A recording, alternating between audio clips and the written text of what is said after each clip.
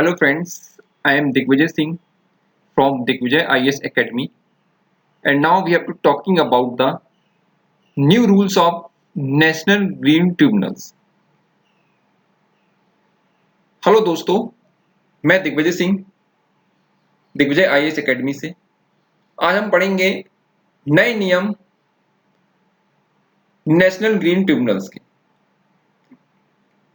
Now recently, the National Green Tribunals has asked the Central Pollution Control Board (CPCB) to submit information regarding compliance and non-complying plants not meeting the prescribed discharge standards।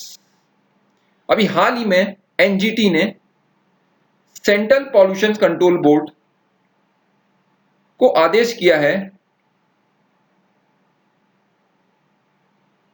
कि जो भी plant या industry discharge standards, जो sewage जो discharge करते हैं wastage का, उसका अगर स्टैंडर्ड फॉलो नहीं कर रहे हैं और पॉल्यूशंस को बढ़ा रहे हैं तो उसके बारे में प्रॉपरली रिपोर्ट को सबमिट करें। अब हाल ही में यह चर्चा में क्यों हो रहा, why it's in news. The first, the CPCB Central Pollution Control Board in May 2020 submitted a compliance report to the NGT in an order dated August 28, 2019 regarding non-complying wastewater treatment plants not meeting the prescribed discharge standards। यह हाल ही में चर्चा क्यों रहा? CPCB ने 2020 में एक report submit करी थी एनजीटी को, जिसमें यह दर्शाया गया था कि जितने भी इंडस्ट्रीज प्लांट हैं उनमें कितने जो वेस्ट वाटर है उसके नियमों का पालन कर रहे हैं और कितने नियमों का पालन नहीं कर रहे हैं। Second thing, according to the submitted report, about 191 common effluent treatment plants (CETP) are operated in India. 128 of them are complying and 63 are non-complying। इस रिपोर्ट का मानना था कि 191 कॉमन इफ्लुएंट ट्रीटमेंट प्लांट्स लगे हुए हैं, जिसमें कि 128 ऑफ देम आर ऑपरेटेड, मतलब है कि 128 काम कर रहे हैं, जिसमें से भी 63 ऐसे हैं जो कहीं ना कहीं एनजीटी के जो स्टैंडर्ड्स हैं, जो सीवेज वाटर ट्रीटमेंट का है या सीवेज वाटर जो रिलीज करते हैं बाहर, उसका जो स्टैंडर्ड है वो उसको फॉलो अप नहीं कर रहे हैं।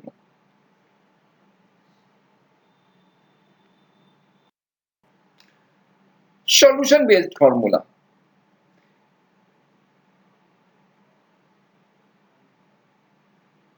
सॉल्यूशन बेस्ड फॉर्मूला क्या होगा ये उन्होंने सुझाया।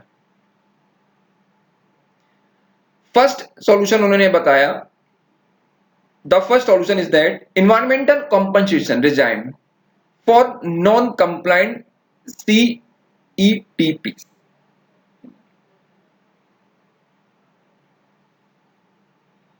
जो इन नियमों का पालन नहीं कर रहे हैं उनके लिए कहीं ना कहीं एक कंपनसेशन रिजाइम डिसाइड करेगा, चित्र डिसाइड करेगा, वो कहीं ना कहीं इसको फिलअप करेंगे।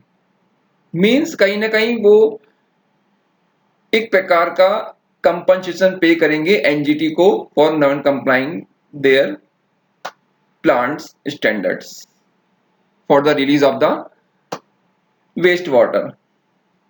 Second thing, second solutions, CPCB Central Pollution Control Board has laid down a formula to levy environmental compensation on any defaulting industry। केंद्रीय प्रदूषण नियंत्रण बोर्ड ने एक फॉर्मूला सुझाया है एनजीटी को, कि लेवी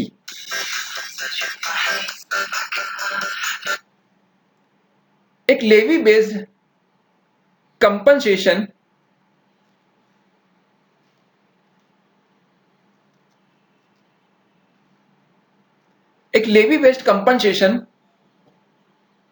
वो निर्धारित करेंगे उन इंडस्ट्रियों पे जो कहीं ना कहीं इस स्टैंडर्ड को फॉलो नहीं कर रहे हैं। उदाहरण के लिए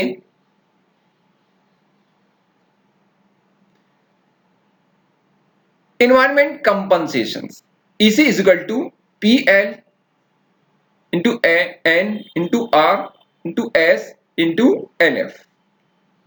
यह फॉर्मूला उन्होंने सुझाया है। The first EC is environmental compensation in rupees.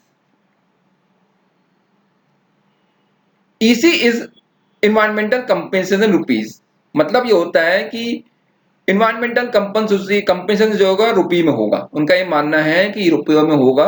वो कहीं ना कहीं जो इस स्टैंडर्ड को फॉलो नहीं कर रहे हैं प्लांट्स इंडस्ट्रीज, वो एनजीटी को पे करेंगे।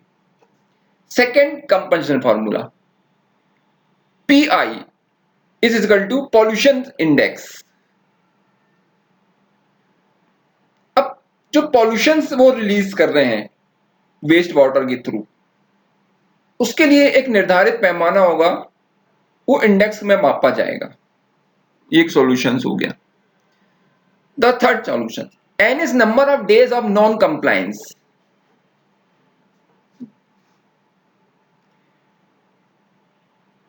N is number of days of non compliance.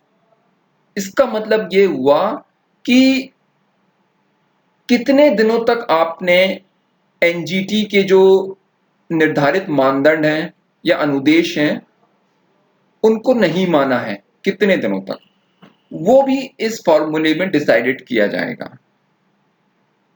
The fourth formula R is factor in rupees for environmental compensation.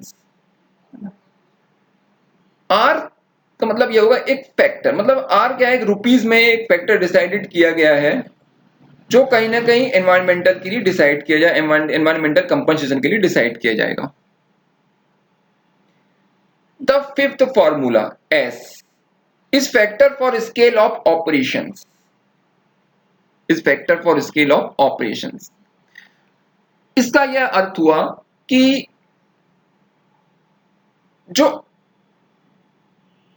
पैमाना रहेगा ऑपरेशंस के लिए, जो प्रक्रिया इसमें अपनाई जाएगी एनवायरमेंटल कंपनसेशन के लिए, उसका क्या पैमाना निर्धारित किया जाएगा, वो इस सॉल्यूशन बेस्ड कंपनसेशन फॉर्मूले में डिसाइडेड किया गया। Elif is factor for location of the industry. L is factor for location of the industry। अब उस इंडस्ट्री का लोकेशंस कहां पर है या किस जगह पर है, जिससे कि कहीं ना कहीं एनवायरमेंट कैसे पॉल्यूशन हो रहा है ना, how it is affected our environment. It means it can be located near the water bodies, that is the main factor of the LF।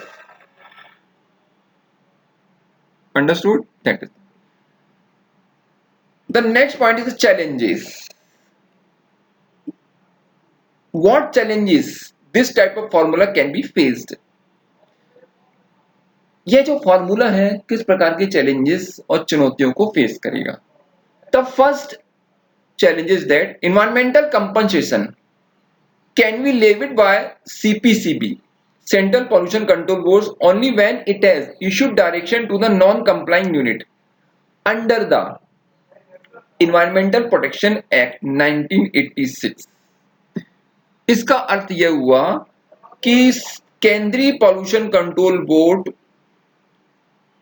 किसी प्रकार का निर्देश उन यूनिट्स या इंडस्ट्री को जारी कर सकता है जो एनजीटी के निर्देशों का पालन नहीं कर रहे हैं, वो भी सिर्फ 1986 का जो प्रदूषण नियंत्रण कानून है उसमें जो नियम विनियम दिए गए हैं उसके अंतर्गत ही कर सकता, उससे बाहर जाके नहीं कर सकता। Second challenges. Imposing environmental compensation fines can prove as an effective deterrence mechanism, but developing a mechanism remains a challenge for regulatory authorities. इसका यह अर्थ हुआ, जो भी फाइन और जो भी जुर्माना इस मैकेनिज्म में डिसाइड किया जाएगा, निर्धारित किया जाएगा, उसके लिए एक मैकेनिज्म बनाना बहुत बड़ी चुनौती होगा